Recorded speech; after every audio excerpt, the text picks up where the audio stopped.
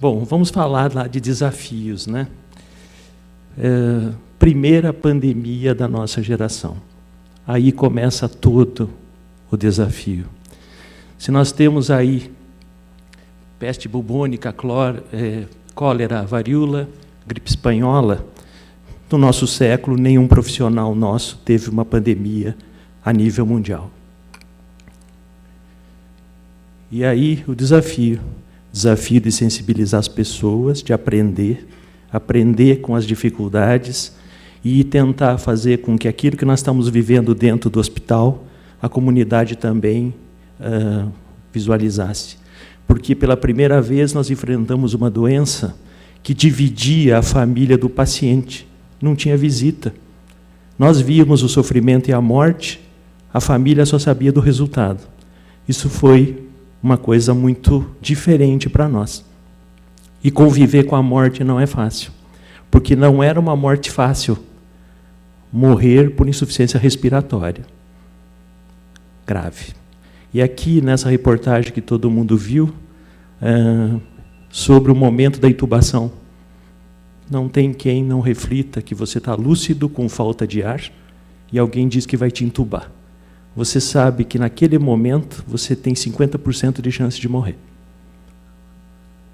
Eu dirijo com muito orgulho o Hospital do Trabalhador desde o ano de 2003, então fazem 18 anos. E acho que nós fomos preparando o hospital, né, Márcia, para enfrentar uma pandemia. Ele é o resultado de uma parceria do Governo do Estado do Paraná, da Prefeitura de Curitiba, da Universidade Federal do Paraná e da Fundação da Universidade Federal do Paraná. É um prédio muito bonito, histórico, de 1947, ano que vem fazemos 75 anos. Temos uma área extremamente moderna, na Via Rápida, que é o nosso pronto-socorro, e o anexo da mulher, que foram inaugurados recentemente.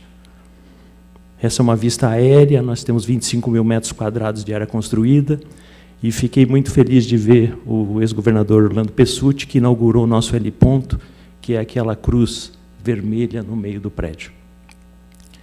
Então, o Complexo Hospitalar do Trabalhador não é só o Hospital do Trabalhador, ele é o Hospital do Trabalhador, o CAIF, que faz as cirurgias de deformidade da face, ele tem o Hospital de Reabilitação, e olha que loucura, foi uma das maiores unidades de Curitiba para atender Covid, transformar um hospital de reabilitação em hospital Covid.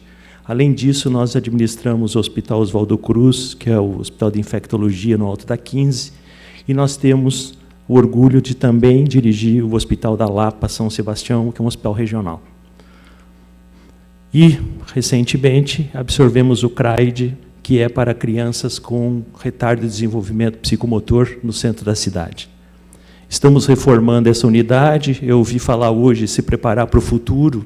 Nós estamos nos preparando e nós vamos transformar o antigo CREA Kennedy num maior ambulatório do SUS de Curitiba, para fazer 25 mil consultas mês. Mudança de missão. Pegar um hospital de trauma, um hospital de infectologia e abraçar a causa da pandemia de Covid. Como vocês sabem muito bem, tudo conhecido naquele começo, né? Não tínhamos teste direito, não tínhamos tratamento direito, e fazer com que as pessoas não entrassem em desespero.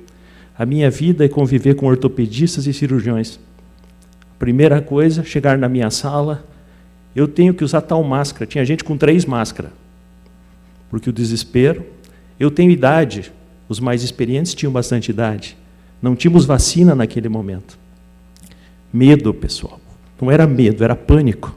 Para vocês terem uma ideia, quando a gente abriu a primeira UTI, somente uma senhora aceitou limpar a UTI. Eu ganho pouco.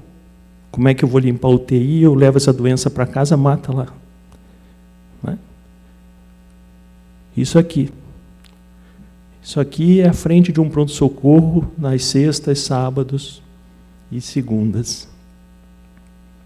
Olha aí. Nós atendíamos um volume de atendimento dia do nosso pronto-socorro. No período da pandemia, num primeiro momento, caiu e as coisas estão se elevando novamente. Aqui, as bandeiras dos decretos. Eu fiz até um zoom para facilitar, só na área dos decretos. É importante ver que o decreto surtia efeito. Olhem vocês, dos momentos vermelhos, a queda da demanda do pronto-socorro de trauma. Então, significa que o decreto era eficiente e foi eficiente para reduzir o trânsito de pessoas, apesar de não ser toda aquela efetividade que se esperava. Expectativa de casos e duração. Lembrem vocês que, quando a gente começou, os otimistas diziam que ia durar 2 meses, 3. Os pessimistas, 6 meses. Nós estamos há quase 2 anos, 1 ano e meio, e não vejo perspectiva de zerar até o ano que vem. E você veja que isso foi alucinante. Isso foi absolutamente uma curva crescente. E nós nos adaptando a essa, na verdade, onda que ia nos pegando de tempos em tempos e cada vez maior. O Hospital do Trabalhador teve 4.519 casos positivos de Covid no seu complexo. Conduta. Aqui também não foi fácil, não é, Márcia? Azitromicina, cloroquina, anita, todo tipo que eu chamo pagelança. Pessoas tomando as coisas e médicos prescrevendo essas coisas, né? Meio que no desespero. Associado a gente foi aprendendo, né? Usar corticoide, anticoagulante, tocilizumab. Gente pagando uma ampola que custava R$200, chegou a pagar R$10.000. E a pessoa tomou e morreu. Nós testamos tudo. Nada deu certo, né? Nada era o resultado final que a gente queria, que era a cura. E os protocolos foram avançando na medida desse nosso aprendizado, porque a doença foi muito mais rápida do que a ciência. Legislação pública. Empenho, licitação, compras públicas. Quem trabalha no ramo público sabe que tudo isso já é emperrado normalmente. Não foi desenvolvido nem para funcionar no dia a dia normal. Imagine numa pandemia, onde nós tínhamos que comprar e depois reconhecer dívida.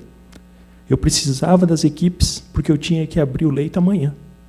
Eu tinha que comprar. Então, isso foi muito difícil e nós, do Executivo, estamos respondendo nos tribunais de contas, não é? Todos os apontamentos que foram feitos, porque, inclusive, esses órgãos estavam em home office e nós estávamos lá na linha de frente. Financiamento, pessoal. De repente, os nossos projetos todos já não eram mais os projetos, não eram mais as prioridades. Instalar tal equipamento, fazer a reforma do centro cirúrgico, para tudo, e vamos rever tudo e mudar o disco. Muito difícil. Estruturar novos leitos. Como disse a secretária, do dia para a noite. Começavam a chegar pessoas. Aqui eu quero fazer um parênteses também. Se eu posso ter fila de macas no pronto-socorro de trauma, eu não posso ter fila de macas com gente com Covid. Até porque você contamina as suas equipes. Então, precisa ter quarto, precisa ter isolamento, precisa ter UTI. Precisa. Então, não dava para fazer o modelo de abrir macas pelos corredores de um hospital. Nós fomos, então, ativando um plano, e esse plano progressivamente ativando leitos. Nós chegamos aí a 214 leitos total, 99 leitos de UTI, 115 de enfermaria. Pense, pessoal, isso é uma loucura só para a Covid. O restante do hospital continuou funcionando. A gente só acrescentou leitos para atender a avalanche de pacientes que tinham demanda nas UPAs e por todas as origens. Isso aqui foi a oscilação de leitos desde o início da pandemia. O primeiro paciente que chegou em Curitiba foi atendido no Hospital Trabalhador 3 dias antes do governador dizer que nós estávamos em uma calamidade pública. Portanto, nem a cobertura da lei para atender os primeiros pacientes o Hospital Trabalhador teve, não é? E quando eu me pergunto, mas por que vocês resolveram acudir, né? O Hospital Trabalhador está ligado à sua sociedade desde quando foi fundado. Ele foi fundado em 47 para atender uma grande epidemia de tuberculose. Foi o maior hospital de tuberculose. Nós tivemos no H1N1, nós tivemos no HIV e nós tivemos aqui também no Covid. ativar equipes. Nunca a multidisciplinaridade foi tão importante. Ou você tinha tudo, ou você não tinha nada. Você precisa do pessoal da limpeza, você precisa da enfermagem, você precisa do psicólogo, você precisa do ciência social, você precisa de toda a estrutura, de farmácia, de tudo isso, né? E isso custa. Aqui está em milhões de reais. Muito dinheiro. A pandemia custou e custou muito. Aqui de enfermagem, de acordo com os leitos ou para os números de profissionais, lembrando que foi muito importante o Conselho Regional de Medicina flexibilizar os parâmetros de quantitativo para as UTIs, porque chegou uma hora que nós não tínhamos mais como abrir múltiplos de 10, não tinha mais médicos. E como nós defendemos a ideia de que era uma única patologia, muito semelhante em todos os pacientes, um médico poderia atender na pandemia até 15. E isso foi importante. Já a enfermagem, não. O serviço de enfermagem tinha que ser nas quantidades padronizadas, porque era um paciente que exigia muito cuidado de enfermagem. Aqui, fisioterapia, só como exemplos, né, do custo desse processo dentro de um hospital. Hemodiálise, muita insuficiência renal. E isso também teve custo. Custo e vidas, né?